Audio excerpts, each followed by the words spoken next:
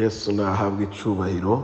Turabaramukije amahoro y'Imana, twizeye ko ayo mahoro ashishikaye kuganza ivyiyumviro vyacu n'imitima yacu muri Kristo Yesu. Ego natwe aho duherereye turi amahoro, turi mu bihe vyiza vy'umugisha, nk'uko mwabibonye urubanza nyamukuru rwadutwaye rwagenze neza. Turashimira Imana yarahabaye, abana bacu bakora ubugeni bwiza cane bw'umugisha, turabishimira Imana. Hama n'ibindi bikorwa nyene bikitugumijeyo biriko biragenda neza, turabishimira Imana cane. Ego hama turabakumbuye, kandi turabizi ko namwe mudukumbuye, ariko nyene Imana ihabwa icubahiro muri vyose.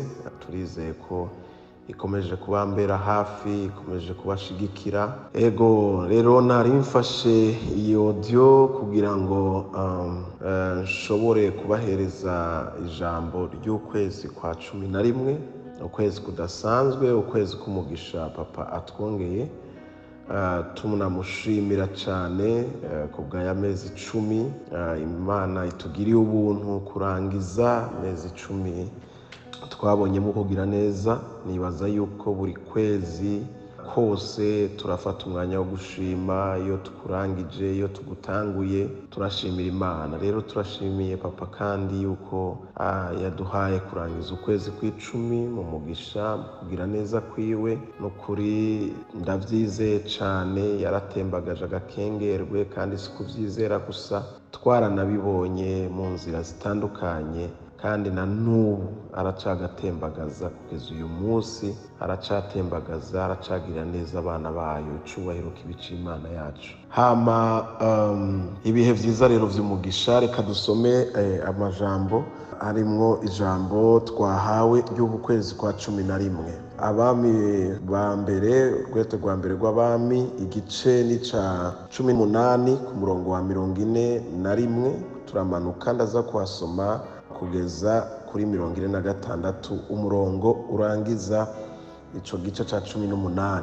Reka dusome. Maze Eliya abarira Ahabu ati, genda uduge ufungure unywe, kuko numva uguhinda kw'imvura nyinshi.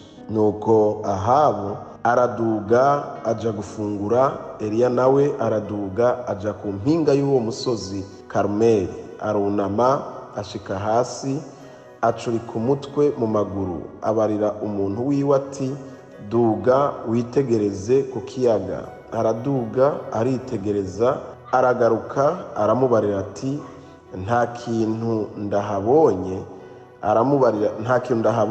Aramubarira ati, subira ugende ushitse ku ncuro 7. Hanyuma ku bugira 7 aravuga ati, ehe ndabonye agacu gatoya kangana n'ikiganza c'umuntu kaduga kava mu kiyaga. Eliya aramubarira ati, genda ubarire Ahabu uti, zirikisha imikogote yawe ku mafarasi umanuke, imvura ntikuzibiranye. Nuko haheze akanya gatoya, ijuru rifukwa n'ibicu, umuyaga urahuhuta, hagwa imvura y'isegenya. Ariko Ahabu yurira mu mukogote wiwe aja i Yezireli. Ukuboko k'Uhoraho kuja kuri Eliya, arakenyera, yiruka imbere ya Ahabu, barinda bashika kw'irembo ry'i Yezireli nyene. Imana yo mw'ijuru ihabwa icubahiro. N'ayo majambo rero sinza kuyatebako, ni declaration gusa ngomba gutanga canke kudeklara mu isi y'umuhemu no ku buzima bwacu, nk'ijambo duhawe ry'uku kwezi kwa 11. Ijambo rero ry'uku kwezi kwa 11 riravuga ngo, kenyera Uhoraho aguhaye umuvuduko mushasha. N'iryo jambo twasenze twumva mpwemu yera arariduhaye ku bwacu. Urazi ko adahengeshanya kutugirira ubuntu. Turamushimiye cyane, turamwubaha, turamukunda. Mpwemu yera nta kwezi na kumwe ataduhereza ijambo riduterura muri uko kwezi. rero ukwezi kwa 11 ndashaka ubwire umuntu mwicaranye iburyo bwawe n'ibubamfu bwawe, umubwire ngo kenyera, uku kwezi kwa 11 uhoraho aguhaye umuvuduko mushasha. Ijambo umuvuduko muravyumva, umuvuduko no kuvuduka no kwiruka ni speed idasanzwe. Uku kwezi rero kwa 11 nukuri uhoraho aguhaye umuvuduko udasanzwe, nugukenyera. Sinzi ivyari bikwicaye ko, sinzi ibitashaka ko wiruka. Ego turabona Imana, ariko hari gihe uyibona ukavuga ati ndayibona ariko ndayibonye mu madificulté, ndayibonye mu bintu bitameze neza, hari n'ibindi ndacafise ibindi bikindemereye, ndacafise indi mitwaro ku ruhande. Ego papa urakoze iki kintu, ego uracinzira ahantu, ariko nyene ndagushimiye ariko ntibiruzura, hari n'ibindi gikeneye, hari igihe ngikeneye, hari igihe dukemurirwa ibibazo, ariko ku ruhande ugasanga hari ibindi bigihari ntidukemurirwe vyose.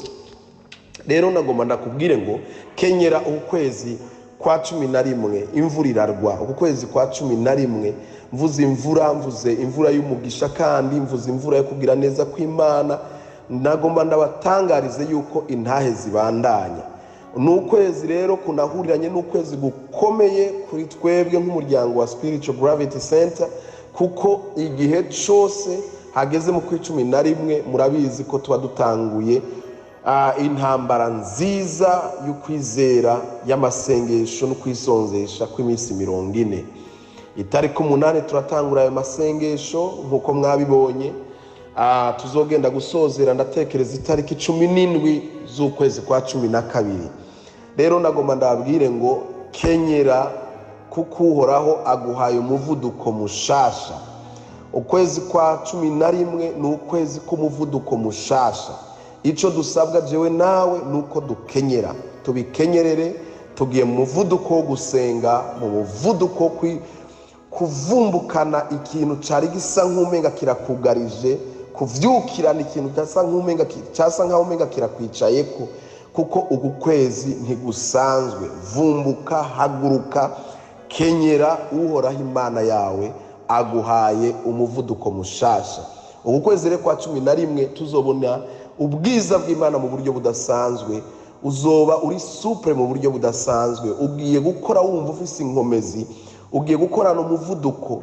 Imana itanze speed. Bibiri tubwira ngo Eliya yaraduze ku musozi gusenga. Nagira ndababwire yuko uwo muvuduko nta handi uva mu migenderanire, uva mu bihe byo gusabana na papa, ibihe byo kuvugana na papa, ibihe by'ubucuti na papa, kominyo idasanzwe hagati yawe n'umuvyeyi wawe, niho duherwa. Bibiri tubwira ngo yari ku musozi ariko arasenga, Ahabu nawe amanutse agiye gufungura.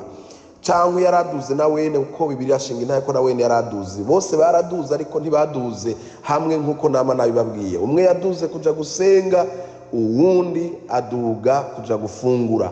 Nico gituma nagomba ndababwire ngo ukwezi kwa 11 hari abandi bari gufungura, hari abandi bari mu bihe mvuze gufungura cyase kubigeranya na abandi batari imbere y'Imana, batitayeho gusenga, batitayeho kurondera mu nyonga z'Imana, batitayeho ivy'amashengero. Nabone bariko baraduga, basa nkaho menga bariko baraduga. Muganangira ndakubwire ngo abaduze ku musozi gusenga, abamaze amezi 10 bari imbere y'Imana, ikiganza cy'uhoraho nagira ndakubwire ko arico cagiye kuri Eliya. Ico kiganza gituma Eliya ahabwa umuvuduko, wasize uwari ku mafarasi, wasize abari ku mafarasi, umwami n'ingabo zimugendaniye bo bari ku mafarasi. Ngo ariko Bibiri tubwira ngo Eliya ngo ikiganza cy'uhoraho kimujako. Ico kiganza nico catumye avuduka umuvuduko usiga abari ku mafarashi. Nagira ndakubwire yuko rero uku kwezi kwa 11 kenyera, kuko hari ivyo ugira usige, kenyera kuko hari ivyo ugira urengane, kenyera kuko Imana iguhaye amaherezo meza. Aya mezi 2 asigaye kugira ngo dusoze umwaka, n'amezi y'umugisha, n'amezi yo kugira neza kw'Imana. Nagira ndababwire yuko muri uku kwezi kwa 11 n'ukwezi papa wo mwijuru agira gutera iteka ryo kwiruka kurekipera, tufise ijambo ryo kwagurirwa imbibe. Nagira ndakubwire yuko muri uwa mezi abiri asigaye witega amasiripurize akomeye, uregukira imbibe zawe, uregukira ibintu vyawe, uregukira uburenganzira bwawe. Imana iraguha kwagurirwa imbibe, Imana iraguha kwinjira muco yakubwiye muri uyu mwaka wa 2020. Rero nagira ndabipfurize mwese nk'ishengero, ntituri kumwe mu buryo bw'umubiri ariko turi kumwe, impwemu yanje iri kumwe namwe. Nagira ndabature kwiri ijambo ry'ukwezi kwa 11, kenyera mu izina rya Yesu Kristo. Kenyera, kuko ni igihe cyo gukenyera, tugira tunakenyerera amasengesho. Mwitegure mu buryo bwose, kuko uhoraho Imana yacu igira iduha umuvuduko ukomeye. Hari ikiganza c'ubushobozi, ikiganza kidasanzwe kigira kikujeko, gitume uvuduka, gitume wiruka, usige benshi, wiruke usige abanyamafarasi, usige abakomeye, usige abasa nk'umenga baragusize. Ubu kwezi kwa 11 hari ivyo ugiye gusiga mu izina rya Yesu Kristo. Nimuryakire, ribabere rityo, ribambike inkomezi iryo jambo, ribakorere mu izina rya Yesu Kristo, ridukorere nk'umuryango, rikorere imiryango yacu yo mu buryo bw'umubiri, ritwitwareke mu mirimo yacu ya misi yose. Ndabipfurije ukwezi kudasanzwe nk'uko ijuru ribahaye ijambo ridasanzwe. Wewe kenyera, nta kindi usabwe. Bibiliya tubwira ngo yarakenyeye, aheje gukenyera ngo aravuduka, ikiganza cy'uhoraho kimuja ko aravuduka. Hari izindi mbaraga, hari ubundi bushobozi bugira bukujeko, kugira ngo ivyari vyagusize nawe ubashe kubisiga. Icubahiro kibica umwami wacu Yesu Kristo. Ndabahezagiye mu izina rya Data n'iry'Umwana rya Mpwemu Yera. Ijambo ni rizima, ijambo ni ry'ubushobozi, ijambo rigiye kubakorera.